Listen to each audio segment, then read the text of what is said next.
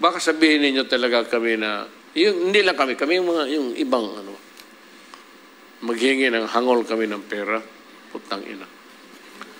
Kayo ang maraming alam mo, pag mag-liquidate ka, ano yung masking? Mag-liquidation tayo, and you will find out what is the most rotten institution dito. You will find out it's Congress. Walang limit ang ano nila dyan. Yung pork barrel, pati yan si Romualdez. He's wallowing alam mo kasi, ayaw ko kung bakit, ano niya si Inday. Si Inday naman is perceived to be a good candidate. But I'm saying now that Inday, as far as I'm concerned, should not run for president. Tama na yung vice president. Maganda na yan. Ibigay na niya sa iba. This Romualdez, speaker, yan ang sige bigay ng mga congressman, pinabusog nila lahat. Pero sabi ko, mag-audit tayo.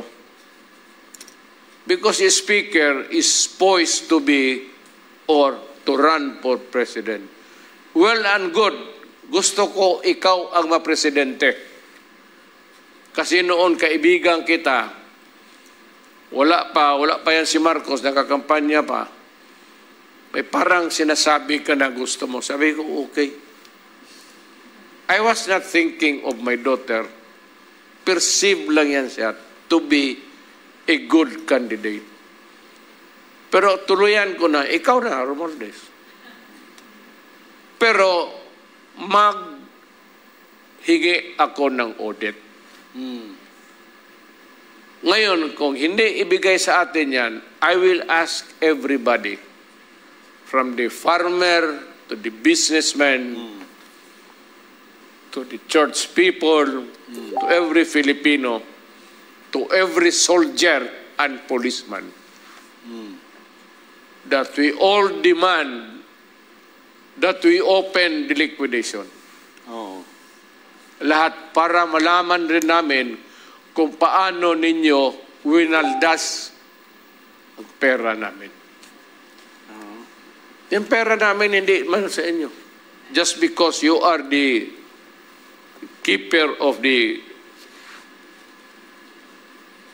kayo ang mag-distribute, okay yan. Pero tignan ko yung how much have you spent so far.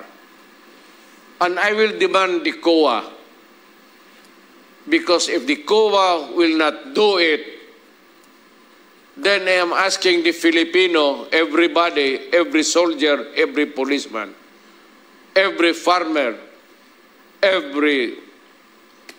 to demand para malaman natin once and for all kung sino ang nagwawaldas ng pera sa Pilipinas. Yun, Mayor. Tama.